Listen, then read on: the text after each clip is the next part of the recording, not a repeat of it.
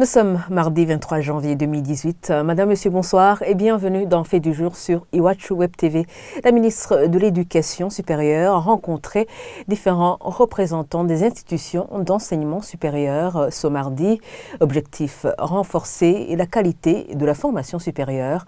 La ministre Janvière Ndirahisha se dit contre les formations du soir parce que les étudiants ne suivent pas les cours régulièrement et selon certains professeurs, le niveau de leurs étudiants baisse de plus en plus.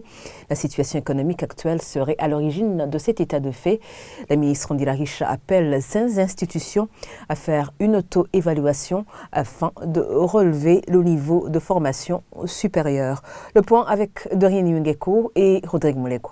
Maintenant, je refuse ces formations du soir, dit la ministre de l'Éducation Janvière Ndirahisha. C'était lors des concertations entre la ministre et les responsables des institutions d'enseignement supérieur ce mardi.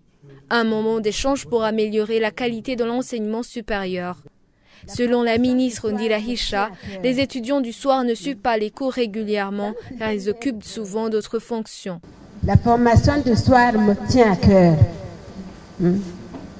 Dans le système BMD, on dit enseigner autrement, évaluer autrement, et ainsi de suite. Mais nous risquons un jour de ne plus avoir des étudiants dans les amphis. Je ne sais pas si vous me comprenez. Comment se fait-il que j'ai un étudiant du soir qui travaille du lundi au vendredi à Tchanghutu, mais il est inscrit comme étudiant du soir dans une université? C'est-à-dire qu'il devait étudier lundi jusqu'à samedi ou dimanche. Maintenant, je les refuse. Je les refuse parce qu'ils n'ont pas étudié. Certains professeurs font savoir que le niveau de leurs étudiants diminue de plus en plus. La mauvaise situation économique serait à l'origine de cette baisse de niveau. Nous devons améliorer la qualité. Améliorer la qualité, mais le contexte général, c'est quoi? C'est un problème économique. Nous parlons surtout académique, mais au final, nous sommes devant un problème économique. Donc, tout le système doit être influencé pour que nous puissions améliorer tout le développement de notre pays. Quand nous sommes assis le matin jusqu'à 9 h et que tous les étudiants qui sont dans l'amphithéâtre commencent à bâiller parce qu'ils ont faim, ça sont des réalités que nous partageons. Quand nous sommes dans des amphithéâtres où nous avons des étudiants qui ont peur même de demander la parole parce qu'ils sont incapables de s'exprimer en français.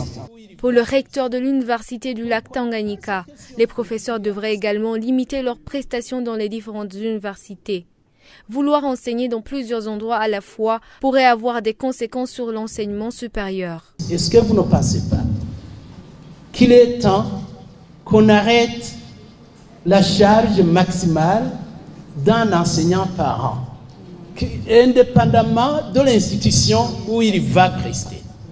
Pourquoi? Parce que si on continue à s'accommoder des pratiques ambiantes, je pense qu'il y a deux risques. Janvière Ndirahisha appelle ces institutions supérieures à s'auto-évaluer et il ajoute que le ministère de l'Éducation suivra de près le fonctionnement de ces établissements afin d'aboutir à une formation de qualité.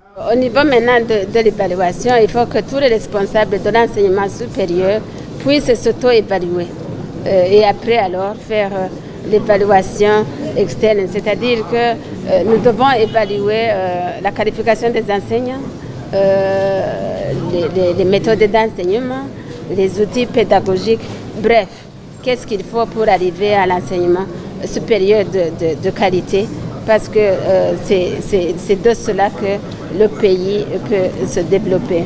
La ministre de l'Éducation a donné une injonction à tous les responsables de ces institutions d'enseignement supérieur. Ils doivent déposer au ministère les documents qui contiennent le nombre des étudiants inscrits et les professeurs ainsi que leurs qualifications.